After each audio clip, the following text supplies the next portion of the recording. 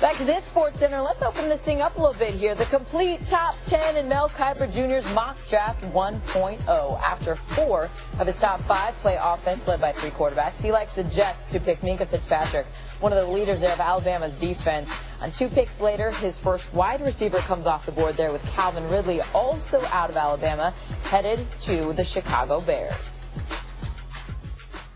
Mel Kiper is back. Todd McShay as well joining us here, and I've been clearance to fire up this segment, okay? All right? My job may depend on it. I'm just kidding. All right. Lamar Jackson didn't make your first mock draft, Mel. When the draft rolls around in April, how high could we see him go? I think second round, and maybe late first if somebody wants to trade in. Max, and you can't project trades at this stage of the first round and figure out what teams are going to do 25 to 32. They certainly could look at Lamar Jackson at that point. The big issue is going to be precise passing. Can he put the ball into tight windows? Can he be the type of quarterback in the NFL you need to be? 57% career completion percentage for Lamar Jackson. Some looking at him because of his athleticism as a wide receiver. That could be something like Terrell Pryor when he starts out at quarterback and becomes a wideout. But initially, I think the team addressed him maybe second round. We'll look at him as a developmental quarterback. What do you think, Mel, though? There's a lot of ifs and cans, and what do you actually think? Where would you draft him? I would draft him in the second round because I think at that point, the risk reward is there. If he doesn't make it a quarterback, you have a great fallback. But he has to buy in. And that's the thing I think that I don't know that he's going to buy in. As a receiver. Right. This is like a second round. We go as a receiver talent. That might be a second round quarterback. A second round quarterback. Who, if he doesn't get it done as a quarterback, moves to wide receiver. But he's got to be all in on the wide receiver transition. If he's not, then that may alter how you feel about taking him in the second round. I've never spent any time with him talking football. So I just first thing we've got to figure out is the football intelligence, how quickly he picks things up.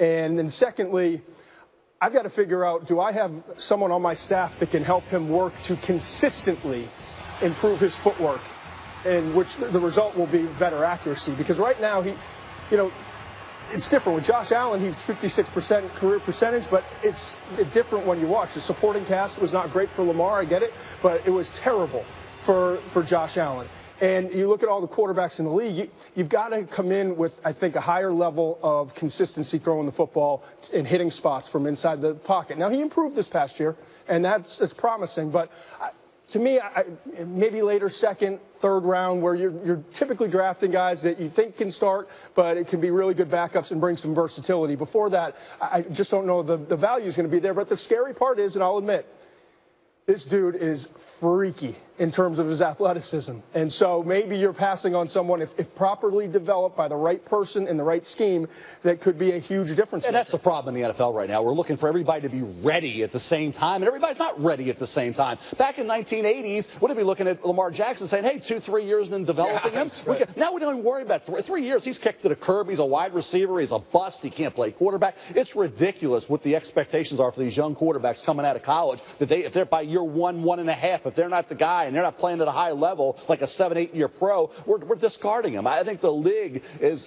tearing them up, spitting them out, chewing them up, spitting them out too fast. And I think we got to get back to the way it was. And what Todd said is, develop him, put him on put him in the back burner. Don't even talk about Lamar Jackson for 2 years. Let him learn, sit, watch, and learn, and maybe you have something. As a quarterback / receiver, maybe he gets well as a receiver, and that changes everything. It's fascinating prospects for the NFL because of the athleticism that you touched on. We'll see where he falls. Baker Mayfield, more and more we hear he is slipping higher and higher. You have him 13th to the Redskins, at least in that 13th spot. What questions did he need to answer for you ahead of the draft? Well, I think the Senior Bowl is how he handles himself. And I think everybody's going to watch him and see that the players we know love him. We know the coaches love him. Opponents don't like him because he beats them. And the way he goes about his business, he'll be out there, and he has a mentality, kind of a linebacker mentality. You see the build more like a Russell Wilson than a Manziel type. But the antics, the lack of maturity at times, he's got to be the CEO. I think hopefully he learns from those mistakes, and it never happens again, where we see what happened against Kansas ever happening again. Yeah, I love this dude. McShay's basically been a supporter of Baker's all along. Now, I said 13, Todd. Is it too high at 13? No, it's not too high. I think higher. I think you could go in the top 10. I mean, Miami's sitting there at 11. You got 4 teams there. Tampa Bay, Chicago, San Francisco, Oakland all have quarterbacks. And so if Mayfield gets to 6, then I think all the teams behind him, you're looking at possibly Miami, you're looking at Washington, Arizona. Buffalo has 2 picks back-to-back, I think at 21 and 22. So it's going to be interesting, and it's also going to be interesting to see, all right, if we have quarterbacks go 1 and 2, and you got Indy, who doesn't need a quarterback.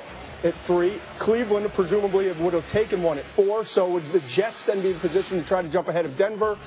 I think it's going to be a mad dash, a little bit like it was a year ago, but with more volume for these quarterbacks this year. And I think Mayfield's going to be one of those 4 that we could potentially see going off the board in the top 10. I have a question with regards to the quarterbacks. Josh Allen, we don't know a lot of. Sam Darnold, he took a step back, and Josh Rosen's a quarterback that we sometimes question whether he really, this is the passion that he wants. There's no questions with regards to Baker Mayfield. How does that help him when you compare him to these other guys in the top? I think obviously the intangibles actually is a big thing with him, and how competitive he is, and how he played, and how he throws the football, how he moves around is all in his favor. And I think the thing that helps him too is after him, if you say he's the 4th quarterback slotted, between 4 and 5, which would be Mason Rudolph from Oklahoma State, Lamar Jackson, Louisville, and a host of others like Mike White, Western Kentucky, it's a gap. So if you want that next quarterback that could be really good, you're talking about 13 with Washington. If they bring Cousins back in the fold, that's still a hot spot because Arizona's at 15. So I think that's where somebody can move up and get Baker Mayfield if, in fact, he does well at the Senior Bowl. And that week in Mobile is going to be important for him.